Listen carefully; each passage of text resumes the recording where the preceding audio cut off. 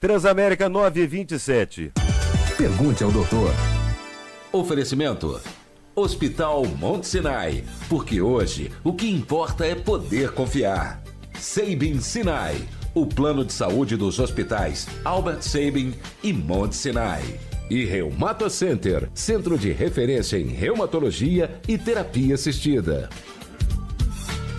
Pois é, nós estamos hoje recebendo aqui no nosso Pergunte ao Doutor, né, um dos responsáveis, um dos médicos titulares da Reumato Center, que é a nossa parceira aqui. O doutor Antônio Scafuto está conosco aqui mais uma vez. Doutor Scafuto, antes de mais nada, é um prazer recebê-lo novamente. É sempre um prazer bater um papo com o senhor. Tudo bem? Bom dia, tudo bem, graças a Deus. É um grande prazer estar aqui com vocês, falando para a população da região, tentando esclarecer algumas coisas que tem muita dúvida sobre isso. E é sempre bom ouvir quem entende um pouco do assunto. Com certeza. E principalmente sobre pesquisa clínica. A gente ouve muito isso, né? Que os protocolos estão abertos para várias patologias, enfim. Nós vamos entender, queríamos entender um pouquinho como funciona o que é uma pesquisa clínica, de forma bem didática para a gente que é leigo. A gente ouve pesquisa clínica, você imagina, mas o que é? Explica um pouquinho para a gente, doutor. Bem, o mundo está sempre em desenvolvimento, em qualquer que seja a área, né? E principalmente na medicina, novos medicamentos, novos fármacos têm que ser desenvolvidos, e para isso existe a pesquisa clínica. Qualquer fármaco para entrar no mercado ele tem que passar pelas fases da pesquisa. Essas fases são divididas em pré-clínica, in vitro, a fase 1, fase 2, fase 3, para que ele possa entrar no mercado. E esse fármaco, para entrar no mercado, ser liberado pelo FDA, pelo EMA, pela Anvisa, ele precisa provar que é seguro e eficaz. Sim. Seria mais ou menos isso. Bom, esse é o motivo principal, então, dessas pesquisas clínicas, para descobrir novos medicamentos para combater novas patologias. Novas patologias e mesmo melhorar o tratamento das doenças que já tem tratamento. Mas o que acontece? A ciência está tentando sempre melhorar aquilo que já tem, mesmo que seja bom. Eu tenho uma medicação que é eficaz para tratar determinada patologia. Tá. Mas se eu posso encontrar uma outra medicação mais eficaz e mais segura do que ela, é melhor. E além de a gente melhorar o tratamento, o desenvolvimento daquela doença, o desfecho dela, evitar eventos adversos e, se possível, reduzir o custo. Quais são as etapas que são seguidas de uma pesquisa clínica? Bom, são várias etapas, né? Até se chegar a um fármaco que chegue ao mercado, isso aí leva no mínimo 10 anos para chegar. É mesmo? Porque você passa por várias etapas. Primeiro, a fase in vitro, né? Onde um pesquisador, um cientista tenta desenvolver a ideia de um fármaco. Isso passa para experimentos in vitro, depois passa para experimentos em animais, em ratos, camundongos, até que se chegue a atingir um ser humano, né? Sim.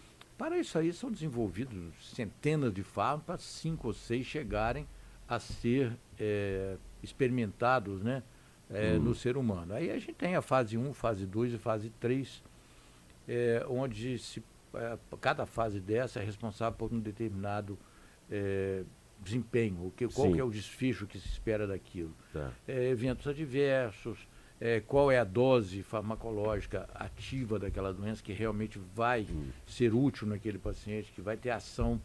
E, por fim, na fase 3 se desenvolve uma comparação entre o fármaco que se propõe a uma nova terapêutica e o fármaco já existente. Então, esse fármaco tem que provar que ele é mais eficaz do que aquele fármaco que eu já tenho em mãos e que ele é seguro. Então, essa fase 3, às vezes a gente demora 3, 4 anos, dependendo do objetivo daquilo e o que acontece durante esse desenvolvimento. E quem pode participar de uma pesquisa clínica, por exemplo? Bem, existe um desenho para cada protocolo tem um desenho, né? Então, vou passar por exemplo, na nossa área, na reumatologia, tem um novo fármaco que se propõe a tratar artrite reumatoide. já temos vários fármacos à nossa disposição para tratar artrite reumatoide. Mas a indústria desenvolve um novo fármaco que se propõe a ser melhor do que aquele que eu tenho em mãos Sei. e mais seguro. E aí ele vai desenvolver, coloca o plano estratégico dele, vai comparar aquele paciente, um grupo de pacientes que vai tomar o fármaco, se propõe a entrar no mercado, Sim. com o fármaco que já existe no mercado e com o placebo. Nenhum paciente deixa de ser tratado. Isso aí é Todos são tratados. Todos são tratados. Um grupo vai tratar com aquele medicamento que já existe no mercado. Seja qual medicação for, corticoide, metrexate, no caso de uma artrite reumatoide, por exemplo. E o outro grupo vai tratar com a nova droga. E depois de 1 ano, 2 anos, a gente vai comparar como cada grupo se desenvolveu.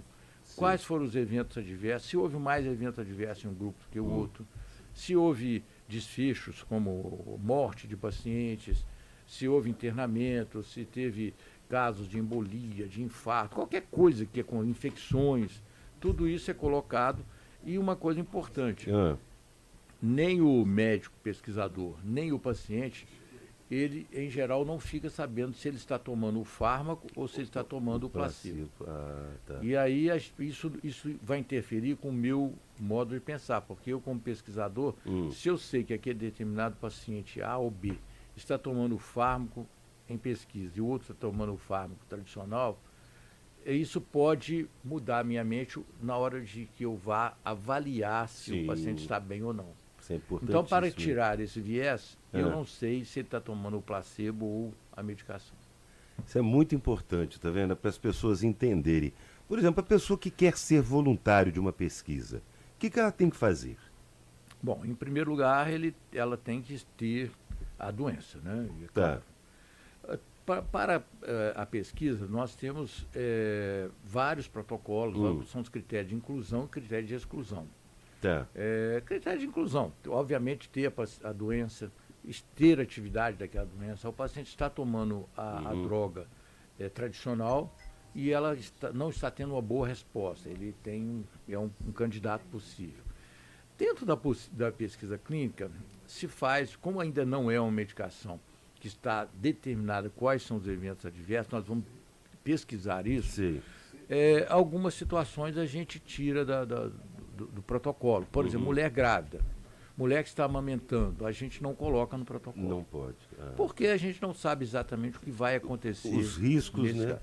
Isso só vai acontecer, que a gente chama de falha do mundo real. É quando essa droga cai no mercado, aí acaba a grávida, usa a medicação, a lactante usa a medicação, e aí a gente determina se houve segurança ou não. Quer dizer, a inscrição para participar de uma pesquisa clínica não é garantia de que ele vai participar, de que a pessoa vai participar. Vai depender de vários fatores, então, né? Sim, ele tem que passar por um screening, que a gente chama, e a gente avalia esse paciente, faz os exames necessários, né?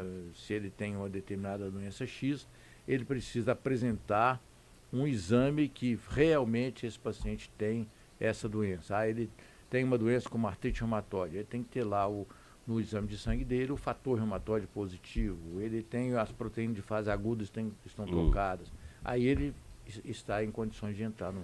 Os medicamentos, os fármacos que estão nas drogarias, nas farmácias, são vendidos, eles todos passaram por um tipo de pesquisa ou por uma pesquisa clínica. Todos eles. Todos. Existe, para um fármaco entrar no mercado, ele tem que passar pela pesquisa. Tem que passar por essa pesquisa. Ele não pode ser alguém, eu acho que esse veneno de jararaca é bom para câncer, aí eu vou colocar. Não pode. Ele tem que entrar fazer um protocolo, fazer uma pesquisa e provar que essa situação é real. Por que eu estou lhe perguntando isso, doutor? A gente ouve, né, e vê também na TV a venda de medicamentos, que não deixam de ser medicamentos, que prometem mundos e fundos, combate tudo, faz isso, faz aquilo. Esses medicamentos, e ainda ouve assim, né? Você só encontra com a gente no número tal. Que comprovação há de que esse medicamento ou de que esse produto passou por um teste clínico? Não existe. Esses medicamentos que a gente vê de rotina, né? Não é? A gente costuma ouvir na televisão, na rádio, no jornal, revista. Esses medicamentos entram ali naquele grupo de vitaminas, de fitoterápicos, que não passam por pesquisa clínica, não tem nenhuma comprovação científica. Nada que comprove. Nada. Eu quis lhe perguntar, porque eu sei de várias pessoas que compram e não fez nada. Procure um médico, né, antes de comprar qualquer coisa. Porque até uma aspirina pode causar efeito colateral. Sim, eu costumo dizer para os meus pacientes, quando o paciente me pergunta, doutor, esse medicamento tem efeito colateral, meu amigo? Até atravessar a rua tem efeito colateral. Aí ele fala assim, como assim? Você já deve ter ouvido falar, alguém que foi atravessar a rua e foi atropelado. Foi atropelado. É o efeito colateral de atravessar Exatamente. a rua. Então, qualquer medicamento, até a água tem efeito colateral. Bom, há um comitê de ética e qual o seu papel na pesquisa clínica, doutor Scafuto? Bem, nós temos no Brasil 2 comitês, né? O CEP e a CONEP. O CEP é o Comitê de Ética em Pesquisa, que é local. Sim. Aqui nós temos na Universidade Federal de Juiz de Fora, onde a gente submete os nossos protocolos, passa por um comitê que analisa se esse estudo, se esse protocolo, esse desenho é compatível com as leis brasileiras, as leis locais. Se tiver alguma coisa que eles não concordam, eles pedem para mudar aquilo. E em Brasília, esses comitês de éticas, vamos dizer, vai fazer um estudo em vários sites, né? Aqui no Juiz de Fora, em Porto Alegre, Belo Horizonte, São Paulo. Cada site desse, cada centro de pesquisa desse tem que submeter ao comitê de ética local. E o grupo todo escolhe-se um centro coordenador, esse centro coordenador submete à CONEP, que é o Comitê Nacional de Ética em Pesquisa, que é em Brasília. Esses comitês de ética locais, liberando, e o Comitê Nacional de Ética em Pesquisa em Brasília, também liberando, está autorizado a começar a pesquisa. Ainda assim, muitos medicamentos que são importados precisam passar pela Anvisa e a Anvisa liberar a importação dessa medicação. Aí sim começa a pesquisa. Os benefícios ao participar de uma pesquisa dessa, quais são? Bem, em geral, quando o medicamento chega à fase 3, ele já tem não uma comprovação total de pesquisa, mas já se sabe que aquela medicação é boa e tem uma possibilidade muito grande de agir naquela nova indicação dela. Geralmente são medicamentos caros, eficazes, com às vezes eventos adversos menores do que nós temos no mercado. Esse paciente vai receber uma medicação de ponta, vai receber um tratamento, a gente costuma dizer que o paciente da pesquisa ele é VIP, porque ele recebe um tratamento de profissionais de alto nível, pesquisadores. Que estão acompanhando diariamente. Exato, diariamente, o paciente, e ele se submete sem gastar um tostão. Ele não paga a consulta e não paga os exames. Então, às vezes, é um paciente carente, que não tem acesso a um plano de saúde, não tem uma operadora por trás dele, ele precisa de uma ressonância magnética, de um exame de sangue mais elaborado e ele não tem como pagar aquilo. E isso a pesquisa clínica dá a ele. Sendo voluntário de uma pesquisa clínica, ele vai ter isso tudo. Tudo. Eu preciso de uma tomografia de tórax do paciente. Ele vai ser realizado sem nenhum ônus para o paciente. É como um paciente que está internado numa UTI, ele é monitorado 24 horas. O tempo inteiro. E ele recebe um tratamento tão VIP que ele fica com o telefone do pesquisador. Olha. E ele tem acesso a esse pesquisador. Se em caso de um evento adverso, qualquer coisa ele a qualquer hora ele pode acionar. Isso é um contrato que a gente tem com ele e com o patrocinador. Eu, em pesquisa clínica, já recebi telefonema de paciente que na véspera do Natal, no dia 24 de dezembro, me ligou porque estava vomitando. Eu fui conversar com ele porque tinha exagerado não era o medicamento. Não era o medicamento. Mas ele pôde mencionar. Exatamente.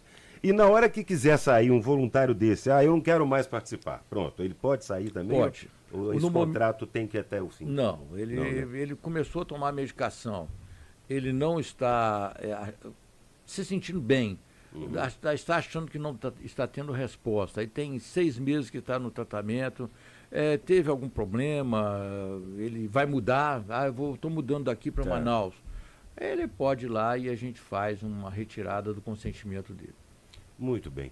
Dr. Antônio Scafuto é médico reumatologista da Reumatocenter que é a nossa parceira aqui. Só para a gente finalizar, doutor Scafuto, eu não posso deixar de lhe perguntar isso, porque eu faço tratamento lá na Reumatocenter também, com a doutora Silviane Vassalo, para túnel de carpo e artrose.